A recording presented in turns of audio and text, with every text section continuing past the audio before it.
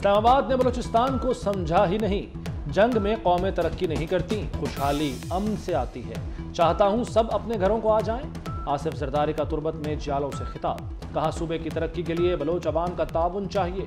बलूचिस्तान को ताजिकिस्तान से पानी ला कर दूंगा। बलूचिस्तान जरखेज होगा तो दुनिया में एक्सपोर्ट करेगा। आसिफ जरदारी को रिवायती बलोची दस्तार भी पहनाई गई। साबिक निगरान वजीर दाखिला सरफराज बुगटी पीपल्स पार्टी में शामिल हो गए।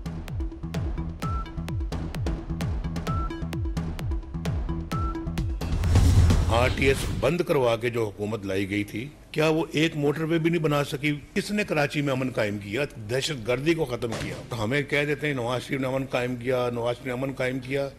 जब वोट की बारी आती है वोट किसी और को चला जाता है। ये चित्राल वाले भी कहते हैं हो जनाब नवाज शरीफ ने वहाँ पे लवारी टनल बनाई है। जब वहाँ पे इलेक्शन हुआ तो वोट जमात इस्लामी को चला गया। पहले भी अपना सुबह में वज़ीर आज़म था और शाम को रात को मैं हाईजैकर बन गया 1999 में। और 2017 में मुझे कभी वहमो गुमान से गुजरा भी नहीं था कि वज़ीर आज़म के मनसब में मैं फायज़ हूँ और मुझे बेटे से तनख्वाह ना लेने पे फारिग कर दिया जाएगा। कराची में अमन नून लीग ने कायम किया, वोट कहीं और चला गया। चित्राल में अरबों की टनल हमने बनाई, वोट किसी और को पड़ गया। कराची और चित्राल वाले बताएं ये नाइंसाफी नहीं। नवाज शरीफ का पार्लिमानी बोर्ड के इजलास से खिताब। कहा 1999 में सुबह वजीर आजम था, शाम को हाईजैकर बन गया। 2017 में बेटे से तनख्वाह ना लेने पर फारिग कर दिया गया। मुझे हटाने का मकसद सेलेक्टेड को लाना था।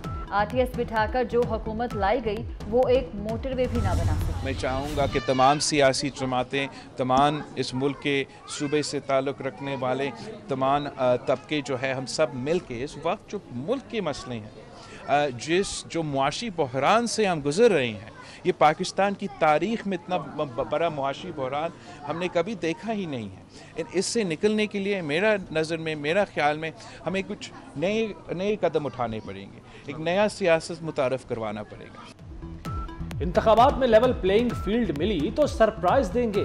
हमारा मुकाबला किसी सियासी जमात से नहीं, महंगाई और बेरोजगारी से है।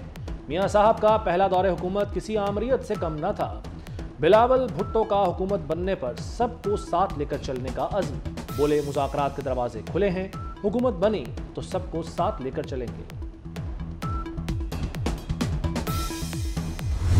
जनाब नवाज शरीफ का सिंध के अवाम से और सिंध के सूबे से और मुस्लिम लीग नून का सिंध के अवाम से खिदमत का बेहतरीन रिकॉर्ड है।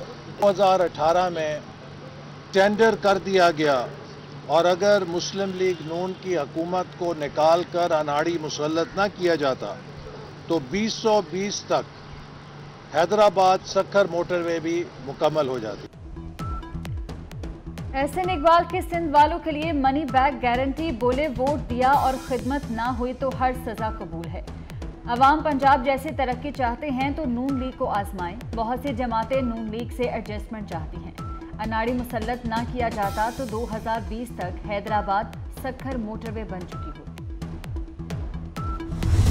पाकिस्तान मुस्लिम लीग नून एक बड़ी सियासी जमात है।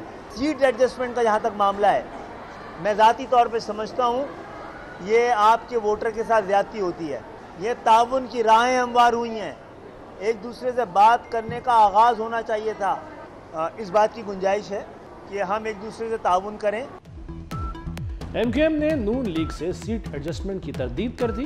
खालिद मकबूल सिद्दीकी कहते हैं सीट एडजस्टमेंट वोटर से ज्यादती है, सिर्फ ताउन की राहें हमवार हुई हैं।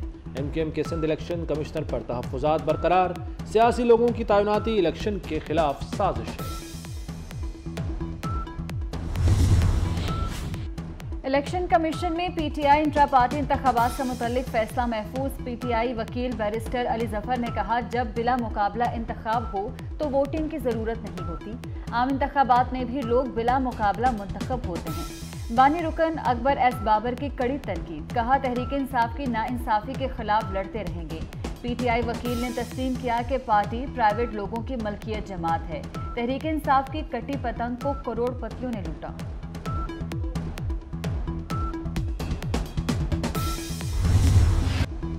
बलूचिस्तान हाई कोर्ट का हल्का बंदियों का फैसला कलअदम। सुप्रीम कोर्ट ने इलेक्शन में ताखीर के तमाम दरवाजे बंद कर दिए।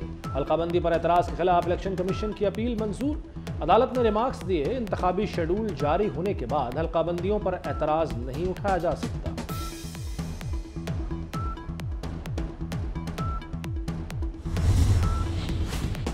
आम इंतखाबात 2024 के लिए वोटर लिस्टें जारी। खवातीन और नौजवान इंतखाबी नताइज का फैसला करेंगे। 12,85,85,760 रजिस्टर्ड वोटर्स हैं। मुल्क में मर्द वोटर्स का तनासुब 54%, खवातीन वोटर्स की तादाद 46% है। पंजाब में कुल वोटर्स की तादाद 7,32,07,896 है। लाहौर में वोटर्स की तादाद 68,98,095 हो गई। गैर शरई निकाह केस की समाअत भी अडयाला जेल में होगी। सिक्योरिटी थ्रेट पर साबिक चेयरमैन पीटीआई को अदालत में पेश नहीं कर सकते, जेल सुपरिटेंडेंट का अदालत को जवाब। अडयाला जेल में ओपन ट्रायल होगा। इस्लामाबाद की सेशन अदालत ने फैसला सुना दिया। केस की मजीद समाअत 22 दिसंबर तक मुलतवी। खावर मानिका ने नाजायज ताल्लुकात का इल्जाम लगाया था।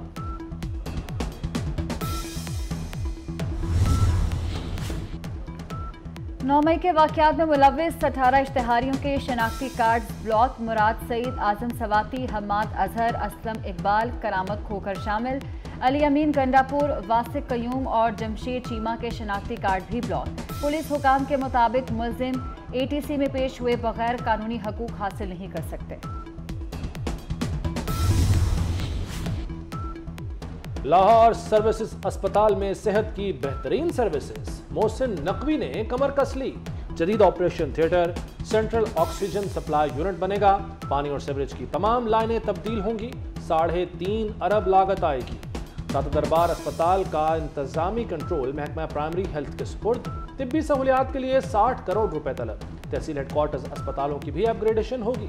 हेपेटाइटिस अद्वियात की खरीदारी के लिए 38 करोड़ 70 लाख जारी। तजावुजात माफिया के खिलाफ सख्त एक्शन लेने का फैसला। वज़ीर आला मोहसिन नकवी की डेडलाइन में 1 दिन की तौसी। लाहौर में बुध से क्रैकडाउन होगा। वज़ीर आला पंजाब के 17 शहरों में सेफ सिटी प्रोजेक्ट की मंजूरी दे दी। गुजरात, सियालकोट, सरगोधा और शेखुपुरा सेफ सिटी बनेंगे। 831 कैमरे लगाए जाएंगे।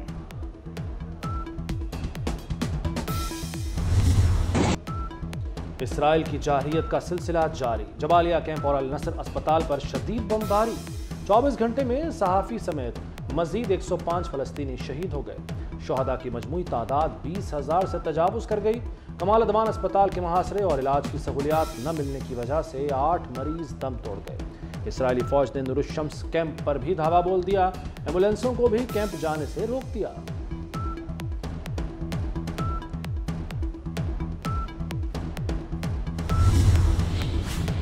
डस्का में शादी की तकरीब में शहनाइयों वाला घर मातम कदा बन गया। दूध पिलाई की रस्म के दौरान दुल्हा हरकत कल्ब बंद होने से दम तोड़ गया।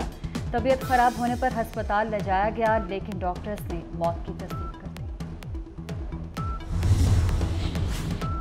वज़ीर आला पंजाब से governor state bank Jamil Ahmad की मुलाकात। मुल्क की मौजूदा मुआशी सूरत हाल पर तबादला ख्याल। मोहसिन नकवी ने कहा कि किसान को सब्सिडी, आसान कर्जे देकर ज़्यादा पैदावार का हदफ हासिल करना चाहते हैं। गवर्नर स्टेट बैंक ने इक़दामात को सराहा।